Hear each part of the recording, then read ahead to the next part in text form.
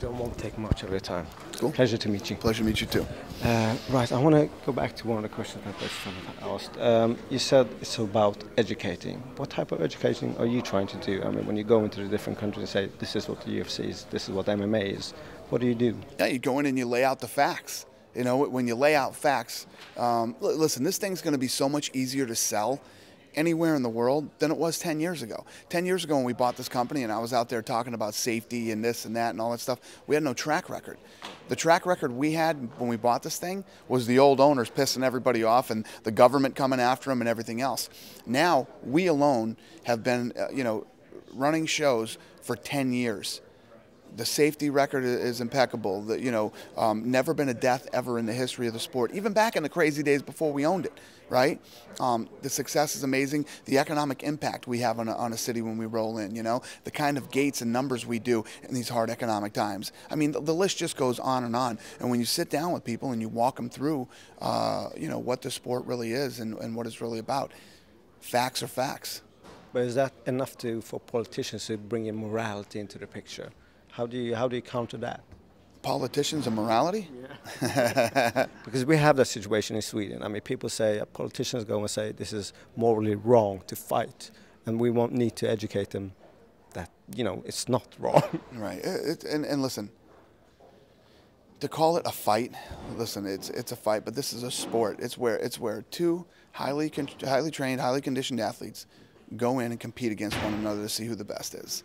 You know what I mean? A fight is what's going to happen down at the bars down here tonight, completely different.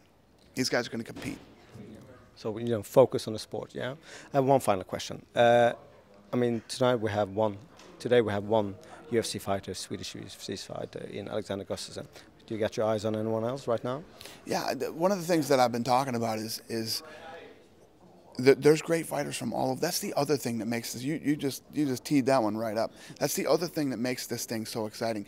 From every country, all over the world, good fighters are coming out of all these countries. When's the last time?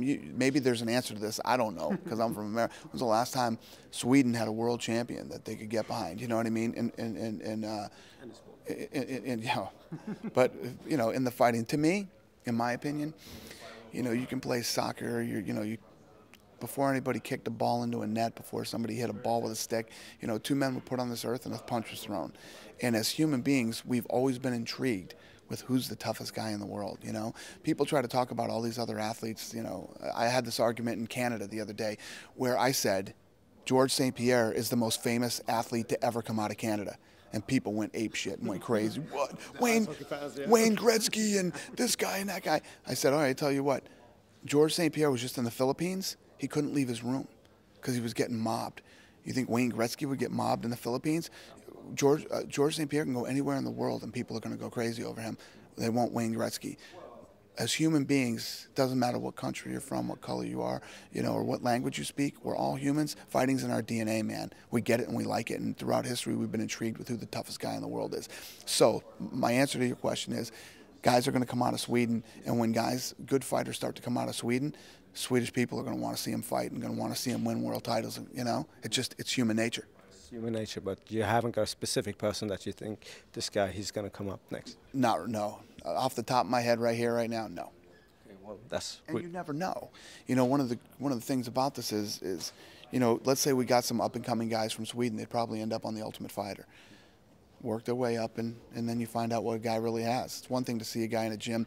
You know how many times I've heard over the last 10 years somebody has the new world champion, this guy's going to beat everybody, and you don't know until they come in and fight. We're going to use tough as a tool to get new fighters in. Is it going to be something we see more often, that tough is the way into UFC? No doubt about it. It's the best thing we got going right now, to find new talent and show it to the fans. What we want to do next is do The Ultimate Fighter all over the world. Well, thank you very much, Dana. Thank you very much. We have to leave now, so take good care. Appreciate it. Safe flight. Thank you, sir. Take care.